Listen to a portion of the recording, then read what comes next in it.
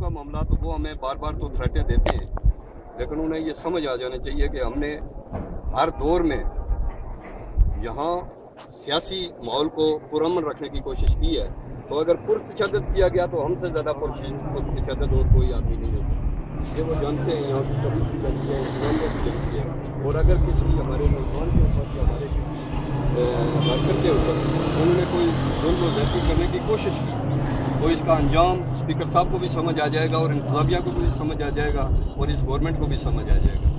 हमने मुस्लिम लीग नून को इसलिए ज्वाइन किया है कि ये ज़ालिम के ख़िलाफ़ है, जुल्म के ख़िलाफ़ है, जबर के ख़िलाफ़ है, इस्तिसाल के ख़िलाफ़ है। और ये सारी चीज़ें जो है ये मियाँ नवाज शरीफ ने कहा है कि मैं जुल्म, जबर और इस्तिसाल को ख़त्म करके दम लूँगा। तो हमने इसलिए मियाँ साहब की जमात में ऐलान किया है। और इंशाअल्लाह अज़ीज़ हम ये समझते हैं कि यहाँ से पीपल्स पार्टी का कला कम हो जाएगा। ये हल्का जो है अब मुस्लिम लीग नून का हो चुका है, क्योंकि केपी साहब और काशान साहब के वोट को आप मिलाने के बाद आपको खुद ब खुद समझ आ जाएगी कि इस हल्के के अंदर अब अक्सरियत किसकी है। तो हम ये समझते हैं कि यहाँ पे जो भी काम हो रहा है, जो गलत काम हो रहा है, वो आप अजीरा पुल को देखें, इसके ऊपर जनाब स्पीकर साहब के रिश्तेदार ने इसके ऊपर जो है वो फर्श डाला था, लेकिन आज जाके देखें कि उसके ऊपर उन्होंने लुक डाल के तो उसको मुकम्मल किया, उसके खड्डू को मुकम्मल किया है। तो स्पीकर साहब के रिश्तेदारों ने उसके ऊपर वो फर्श के ऊपर उसकी जो है, आप खुद साफ़ी लोग हैं, अजीरे के रहने वाले लोग हैं, मैं इसमें क्या कह सकता हूँ। आप खुद इसको देखें कि उसके ऊपर लुक पड़ी हुई है उस पुल के ऊपर। और वो जो रोड उन्होंने जितना पैसा उसके ऊपर खर्च किया था वो सारा बेकार है। मैंने ठेकेदार से पूछा कि जनाब ये क्या हो रहा है कि आप इसके ऊपर लुक डाल रहे हैं, कल परसों तो इसके ऊपर ये मतलब फर्श डाला है, आज आप लुक डाल रहे हैं। तो उन्होंने कहा है जी कि मुझे महकमे की तरफ से आर्डर है। महकमे को कौन आदमी डील कर रहा है? पीछे स्पीकर साहब डील कर रहे हैं। स्पीकर साहब ने कहा जी कि इनके ऐप को छुपाने के लिए आप इसके ऊपर लुक डाल दें।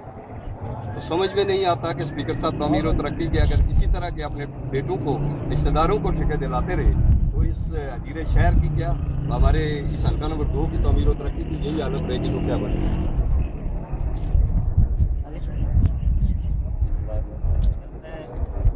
पहली बात यह कि माजी में इलेक्शन के दौर में हमें लोगों को कहना है यार गुलाम सादों को वोट न दो, क्योंकि माजी में तारीख की चीज़ की गवाह है कि इससे पहले भी जो तकर्रियाँ हुई हैं वो सिर्फ घर तक महदूद हुआ है। तो इस वक्त ही स्पीकर साहब जो कुछ वो कर रहे हैं घर तक महदूद कर रह गए, लेकिन लोगों ने हमारी नहीं सुनी है। अब आस्ता आस्ता लोग देख लें और सज़ा भुगतें। नंबर 2 बात यह है कि कल के जो हमारा ये प्रोग्राम हुआ था, ये मुख्तसर सा प्रोग्राम था। ये प्लान के साथ हमने लोगों के गाँव के अंदर, यूनियन काउंसिल के अंदर गाड़ियाँ नहीं भेजी थी। मुख्तसर सा प्रोग्राम था। मुख्तसर सा प्रोग्राम में बहुत बड़ा प्रोग्राम हो गया। उस हवाले से ये बुखला गए हैं। ज़रा हमारे पास ना कोई टूटी, ना नलका, ना रोड, ना मुलाजमतें, कोई चीज़ नहीं है। इस हवाले से ये जलसा, इतना बड़ा जलसा होना, ये भी इनकी एक बुखलाहट है। नंबर 2 ये बुखलाहट ये है कि इनके जो अभी शराब के अड्डे हैं और शराब के अड्डों से जो कमीशन वसूल कर रहे हैं, ये भी अभी बंद होने वाला है। मैं आज ये भी DIG पुंछ और SP पुंछ से ये अपील करूँगा कि वो अपनी निगरानी के अंदर ये शराब के अड्डे बंद कराएं।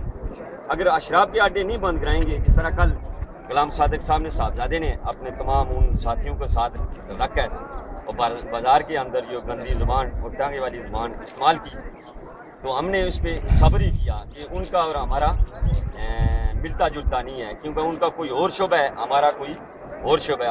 हम एक सियासी जमात और अच्छे कायद के साथ चलते हैं, इसलिए हमने उसको कल जो है ना रफ़ा दफ़ा कर दिया कि चलो इसके बाद फिर देखेंगे।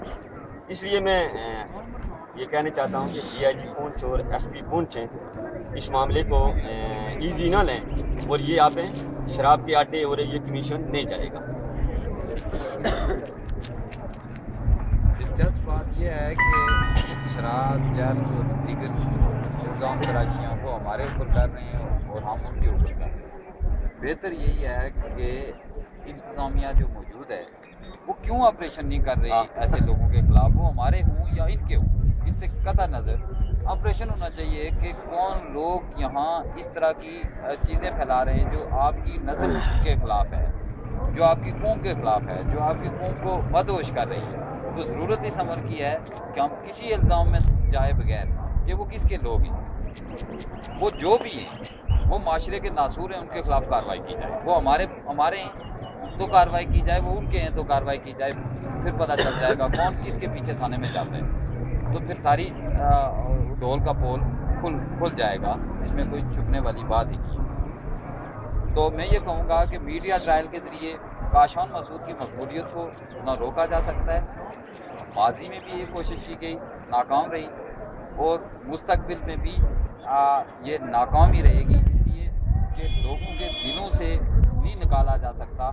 آپ اپنی زبان سے کچھ بھی کسی کو کہہ سکتے ہیں، تو میں یہ سمجھتا ہوں کہ اس لیے کوئی خوفزدہ ہونے کی ضرورت نہیں ہے۔ کاشان مسعود خان بہادر خان پاور میں آئے تو کسی کو کوئی نقصان نہیں پہنچتا، خواہ وہ اس کا مخالف بھی کیوں ہو۔ تو اس کی مثالیں موجود ہیں کہ خان بہادر خان صاحب نے کل یہاں یہ کہا تھا کہ میں منسٹر رہا ہوں، لیکن کوئی فلیگ یا کوئی آگے پروٹوکول کی گاڑی آپ نے نہیں دیکھی ہوگی، جبکہ آج جو پروٹوکول کا حشر ہو رہا ہے کہ خالی سڑک پر بھی ہوٹل چلایا جاتا ہے۔ خالی سڑک پر ہوٹل چلانے کا جواز اس لیے نہیں رہتا کہ وہ سڑک ہی آگے سے خالی ہے، تو اس کے آگے سے بھاگے گا کون، آگے سے ہٹے گا کون؟ اس سے نقصان یہ ہو رہا ہے کہ گاؤں کے لوگ رات کو 11 بجے 12 بجے جاگ اٹھتے ہیں، باقی کوئی اس سے کوئی فائدہ ہوتا نظر نہیں آ رہا۔ تو ہم یہ کہتے ہیں کہ ہماری نون لیگ جب بھی پاور میں جائے گی، آج بھی اللہ کے فضل سے قوت میں ہے، تو ہماری طرف سے پیپلز پارٹی کے کارکن کو بھی کوئی نقصان نہیں پہنچے گا۔ ہم سیاسی پارٹی کے کسی بھی سیاسی